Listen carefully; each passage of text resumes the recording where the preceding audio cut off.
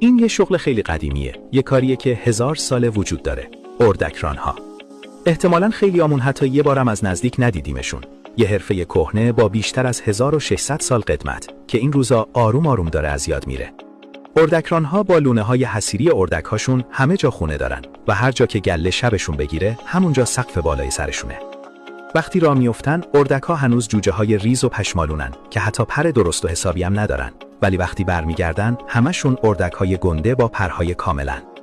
دریاچه‌ها، رودخونه‌های بین راه و شالیزارها میشن سفره غذای طبیعی اردک‌ها و گاهی هم از روسته‌هایی رد میشن که جنس و غذا کمه و اون وقت اردکران‌ها تخم اردک یا حتی خود اردک رو با غذا عوض میکنن. اونا خونه ندارن، آدرس ندارن، فقط جاده است زیر پاشون، باری که رو دوششونه و سایه یه عالم اردک که پشت سرشون راه میفته. روزها میگذره، سالها رد میشه، بی سر و صدا و همزمان با عوض شدن فصلها، همینطور میرن و میرن. این زندگی واقعی اردکران‌های سنتیه. اگه برات جالب بود، پیج مدام